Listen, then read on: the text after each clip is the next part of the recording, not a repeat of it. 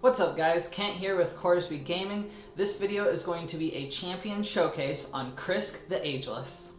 In this video I'll go over his skills, how I gear him, his masteries, and the different areas of the game that I use him in. Now if you are lucky enough to have pulled this guy, you should know that you hit the jackpot, because Krisk is legitimately one of the best champions in the entire game, and by the end of this video it'll be pretty obvious why. Alrighty, so I'm going to quickly go over Krisk's skill kit. For his A1, Enter the Morass, it's going to attack all enemies, has a 30% chance of placing a 30% decreased speed for 2 turns. Damage is based on defense. Krisk is a defensive champion, so all of his moves are based off defense.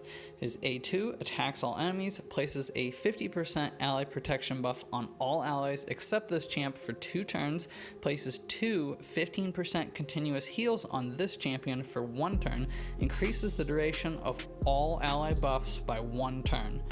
For his A3, we have Invincible Shell, places Provoke debuff on all enemies for 1 turn, places a 60% increased defense buff on this champion for 2 turns, places a 30% increased speed on all allies except for this champion for 2 turns as well.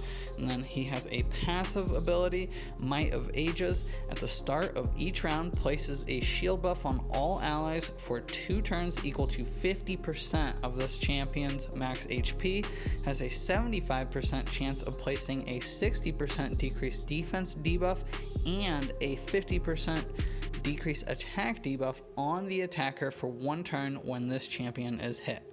So this guy has a lot of different stuff going on with that kit. It makes him incredibly flexible and able to be used in many different areas of the game depending on how you want to build him out.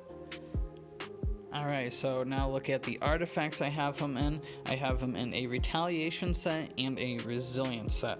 So one thing to think about before you're gearing any champion is where are you looking to use this champion in the game. For me, when I was using Krisk, I wanted to make him really flexible and use him in many different areas, so I kind of built him out to be really well-rounded and not particularly strong in one single area. So for his gloves, I have him in crit rate gloves. The one reason I equip these gloves is because they have a triple roll on the defense percent. Like I said before, Krisk is a defense champ, so this fits perfectly for that. And then his chest piece, I have him an HP percent chest piece. Really good substats, speed, crit rate, defense, and accuracy. It's almost like the perfect piece for this guy. And then I have him in defense percent boots, but it has a triple roll on the HP percent and also has accuracy and crit damage on it. And then for the weapon, got it HP, speed, and accuracy rolls for the headpiece, HP, speed, crit damage rolls for the shield, a little bit more speed, crit rate, and accuracy as well. And then down on the ring, have him in an HP ring with some defense rolls, a HP amulet with crit damage and accuracy rolls, and then the only piece that's not an amazing piece of gear for this guy is the accuracy banner. It does have a defense roll. This is really the only piece of gear on him that I would like to upgrade that is not like an amazing piece of gear. Otherwise, I have all of my best gear on Krisk. So taking a look at his total stats, I have his HP at 67,000. I wanted to get this nice and high just because he does have that ability where at the start of every round, he gets a HP shield on all of his allies. So the higher that HP is for him, the better that shield is going to be. Attack for this guy is irrelevant. All of his moves are based off of defense, so I tried to get that defense nice and high. 4,500 was pretty much as high as I could get it with having some decent other stats. His speed is 161, which is a little bit low, but Krisk isn't necessarily a champion that you have to have really fast to be effective. And then crit rate 99, crit damage 123, not great, but at the same time getting that crit rate to 100 makes him be able to deal some damage, which I definitely wanted since I have him built out in that retaliation gear to deal out a little bit of damage. And then his accuracy is 295, which is just high enough to be used in like the clan boss and the Doom Tower and areas like that. And then for his masteries, I have him maxed out. Definitely wanted to do that. I decided to go with the offense and support trees, but obviously he's a defensive champion, so he would benefit from the defensive tree as well. But I went with crit rate, crit damage, life drinker, bring it down, methodical, and war master, primarily because I knew I'd be using him against like the clan boss and other bosses, so I definitely wanted to get him those masteries to be able to deal some damage. And then down the support tree, the accuracy, more accuracy, arcane celerity to speed them up, evil eye to help slow down our enemies, master hexer since he does have some debuffs, wanted to extend those, lasting gifts since he gives a lot of buffs to his allies, wanted to be able to extend those as well.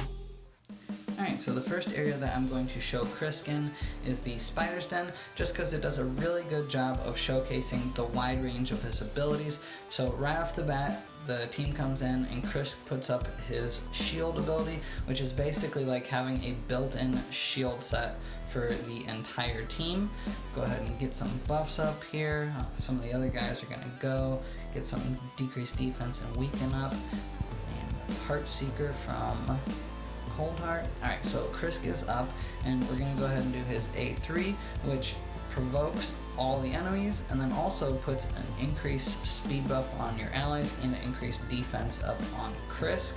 So now when the Spiderling's turn comes up, they're all going to go straight for Krisk. Another thing that just happened there is Krisk is in a retaliation set, so whenever he gets attacked, he has a % chance to attack back. And then he also has his A1 that is a decreased speed debuff on all the enemies. So he gets that up on everybody, they get decreased speed, but then if they attack him, they also get a decreased attack and decreased defense debuffs up. So he does a really good job of locking these guys up and mitigating a lot of their effectiveness. You get another counter attack up there as well.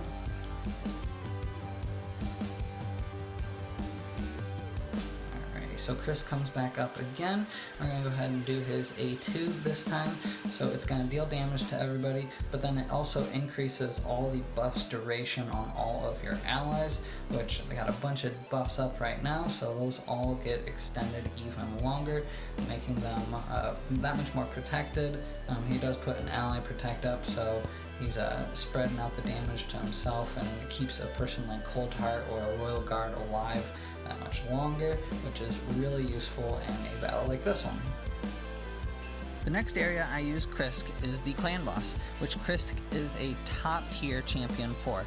Not all of Krisk's abilities are utilized against the clan boss, such as provoke or decrease speed, but a few of his abilities that do work are incredibly impactful. The ally protection buff that Krisk puts up is probably the most beneficial, but the increased ally speed and decreased enemy attack and defense are all useful if another champ is not providing them. Now, the increased ally speed buff can make Krisk very challenging to speed tune for, as he doesn't place it on himself, but places an increased defense instead. The best thing that Krisk does against the clan boss, in my opinion, is increase all allies' buff durations. This includes counterattack, and if timed correctly, can result in it being up almost permanently. So of course I use Krisk in the arena. This is my defense team that I use him with. This team can tank pretty much any team as long as they don't have a buff strip champ. I built this team to counter the popular blender type teams that are used in the higher ends of the arena. Krisk is the key to this team working properly. His shield and debuffs can be placed without him having to take a turn, but by the time he does go and provokes all the enemies, the fight is all but over. The last two areas I use Krisk in, I'm going to cover pretty quickly because he functions the same in both of them. We got the Doom Tower and Faction Wars, and Krisk is obviously awesome at getting through waves as he's an excellent team carry. He keeps any team alive by providing the ally protection, but then he's also got the AoE Provoke to provide some solid CC. For Faction Wars, he's the single best champ in the Lizardmen faction. As you can see here, my team isn't that strong. I've got 2 at level 40 and a level 50, but once again, Krisk is just that good that he carried the team and I was able to complete the faction fairly easily. So that is my showcase of Krisk the Ageless. Once again, if you have him, congratulations, you hit the jackpot. He's one of the best champs in the game. Now how I built mine is not necessarily how I'd recommend building him. You always want to build your champs with the area you are going to use them in mind. With that said, you can literally use Krisk in every single area of the game. Alrighty guys, that is going to do it for this video. Thank you so much for watching. Hope you all have a good one. I'll catch you next time.